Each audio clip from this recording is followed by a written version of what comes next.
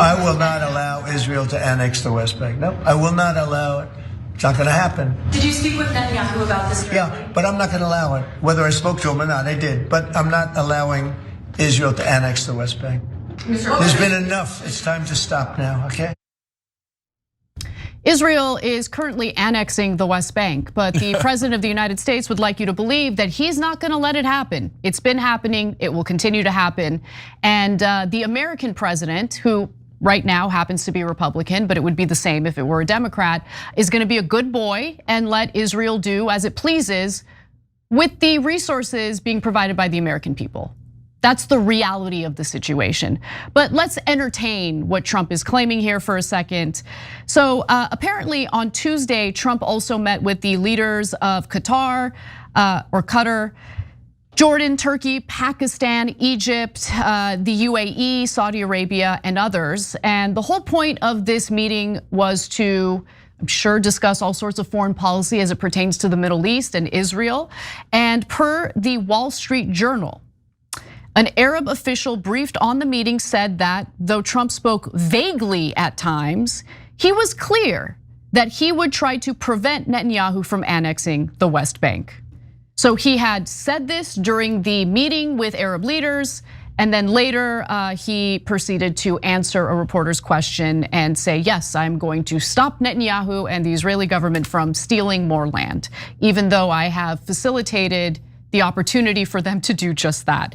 Now, Trump also stated that he is pushing a US peace plan to end the genocide in Gaza.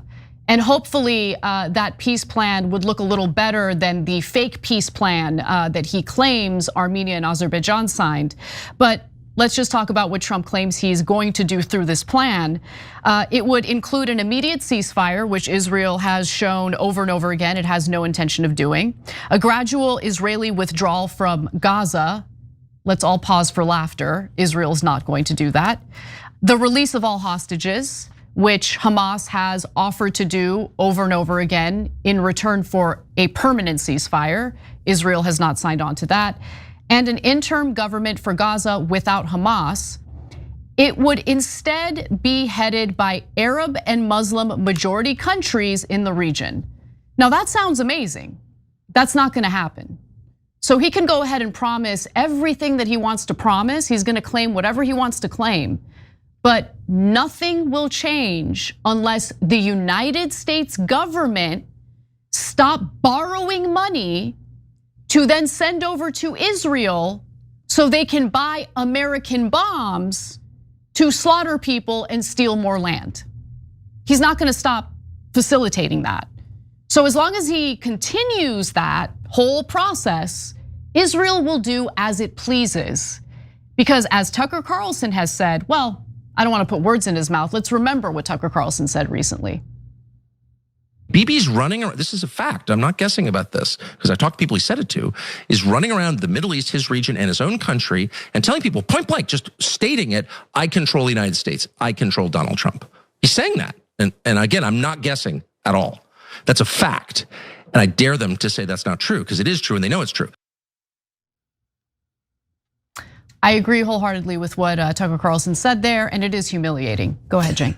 Anna, I also have a source, and they said in essence the same thing, and they said that Netanyahu is basically bragging / threatening other countries by saying that he has America, quote, in his back pocket. And so that's somebody telling me that that's what Netanyahu is saying to other world leaders. Basically, you better not disagree with me, because I could do anything I want to you, and America will back me up because they're in my back pocket. Isn't it humiliating to see a welfare state that relies on American money to brag about how we're in his back pocket? Isn't that humiliating? And that we don't have political leaders who look out for us and protect us from that, humiliation on the international stage day in and day out? Yeah. Anyway. So now I want to tell you the rhetorical trick that's being played in regards to the West Bank. The Israelis are not officially annexing the West Bank, so Trump can say, see, I stopped them, right?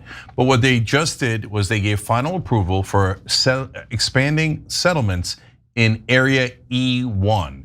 Why that's so important is because that splits the West Bank in half and makes a Palestinian state in the West Bank nearly impossible.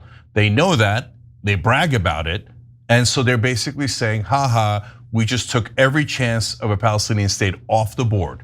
We absolutely obliterated Gaza, and now we split the West Bank in half. So whatever is official is not as relevant as what is happening on the ground, de facto. So that's why there's a lot of tricks here.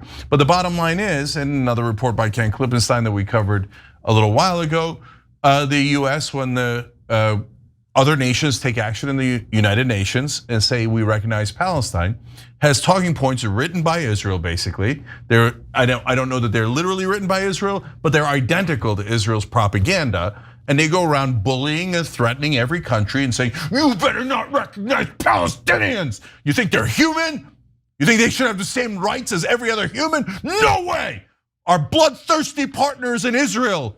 We've given them $300 billion, now we've given them a genocide, and it's not enough. You all have to bow down." So I guess Netanyahu was right. He does have us in his back pocket. So that nonsense tough guy talk from Trump, he's a little doggy. He follows whatever Netanyahu ordered him to do. And by the way, this is not partisan at all, not 1%. Joe Biden was also a dog of Israel and did everything he was commanded to do. Prove me wrong. Prove me wrong. Well, no one can. Right. He allowed for the incoming administration, the Trump administration, to inherit what's happening in Gaza. So I just want to note a few other things. Netanyahu is visiting with Trump in the White House on Monday. I mean, how many visits have happened already? This guy comes and visits the Anyway, President Netanyahu, we should start calling him at this point. Now, Israel is gonna do what it wants to do anyway. Again, as long as we continue supplying their weapons, they will do whatever they want. So the Israeli government and its officials are calling on Netanyahu to formally annex the West Bank. That has been the message that we've been sharing with you all over and over again. Israel's communications minister, for instance, wrote the following: "Sovereignty is not just the most proper Zionist response, but also this is simply our land, the land of our forefathers. We may declare today full sovereignty. We must declare today full sovereignty now, and don't settle for less."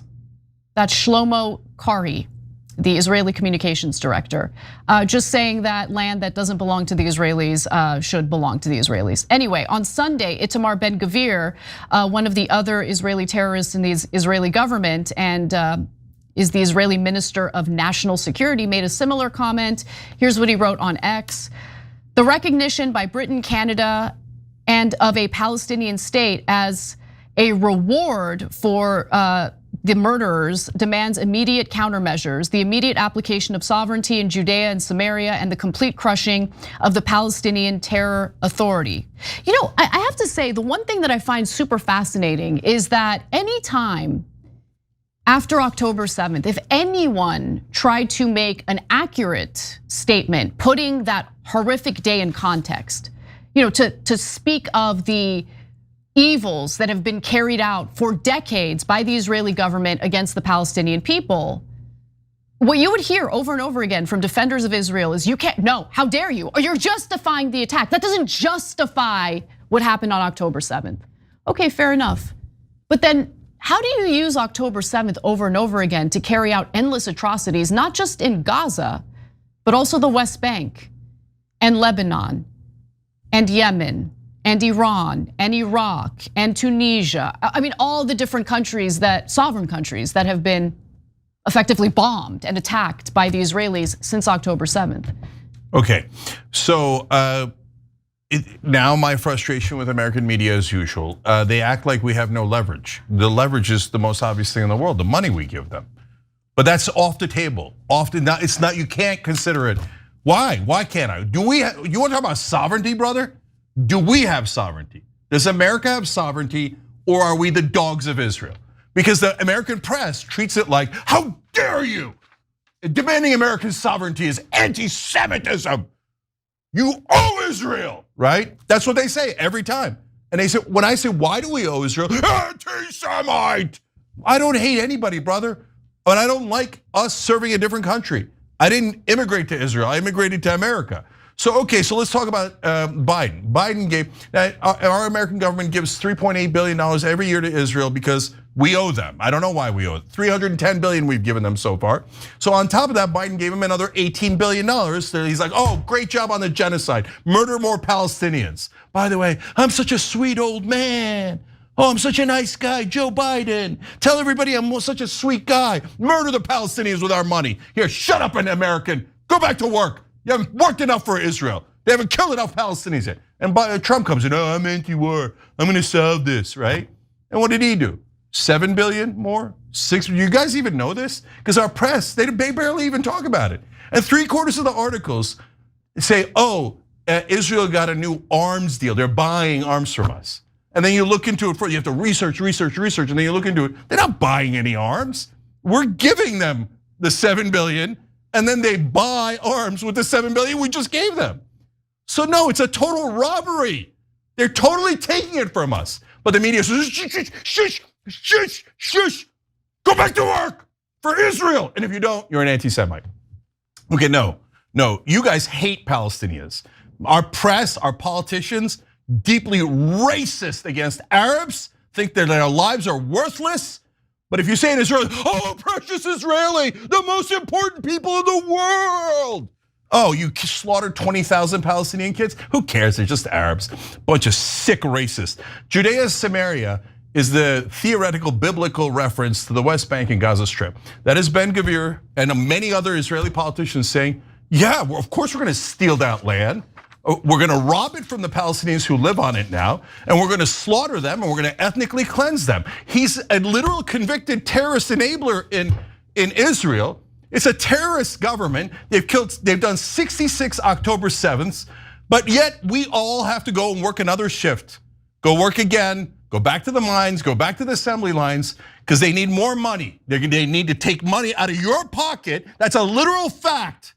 That is a literal fact. And the press will lie to you and say, oh, you cannot say that fact. You need to shut up if you're an American. If you complain about this country taking your money, then you're a hateful person. And we're gonna ruin your life. We're gonna call you an anti-Semite. We're gonna say you hate people. And we're gonna destroy you on behalf of Israel. But no, Israel has no control here. That's just a trope, no control. So I wanna apologize to Palestinians and Palestinian leadership or whoever in the protests, etc. Because I said in the beginning, they shouldn't say from the river to the sea. That statement is from the river to the sea, Palestine will be free. Doesn't talk about murdering Jews, they made that up. It turns out everything from Israel is talking point lie, okay? Who actually said from the river to the sea, we're gonna take it all? Benjamin Netanyahu. And press, did you say anything about it? Cable news, did you call him a terrorist? Did you say he was saying something terrible? Every time they say Judea and Samaria, that means we're gonna ethnically cleanse the Palestinians and steal their land. Did you say anything about it, press? Do you call them terrorists? Do you call them unacceptable? Are we doing congressional hearings? No, precious, beloved Israel on a mantle. No one's allowed to criticize. All of you Americans, you all are hateful. You hate Jews, they say. No, brother. You tell Americans that they hate Jews one more time, and I'm super worried you're gonna turn it into a reality. What are you doing? So now we have to give infinite money to Israel, and Trump, what a liar, what a liar. He was robbing you of $13 billion to pay for a genocide because Miriam Adelson and her late husband gave him over $300 million in bribes. And if you're in American media and you don't call it bribes, you're a liar. Oh no, it's just, she did it for general charity. She did it because she loves the American people. Not because, as she told Donald Trump, you will follow my orders on Israel. And Donald Trump has loyally followed Adelson's orders on Israel. Those are facts, but the American press will say, no, those are all true, 100% true. But you're not allowed to say it, and if you say the truth, we will bury you on behalf of Israel. And our politicians will bury you on behalf of Israel. I'm sick of Israel stealing our sovereignty and making our politicians work for them and not us. And I'm sick of them brutally slaughtering the Palestinians and then saying, I have a moral right to do it. It's my land, that's why I murdered them and took it. No, they're disgusting terrorists. That is a fact. And I think I'm sickened by the American politicians and the American press. Sickened by them. And they're all deeply racist against Arabs and deeply bigoted against Muslims. And they revel in it. I loathe them. Every time you ring the bell below, an angel gets his wings. Totally not true, but it does keep you updated on our live shows.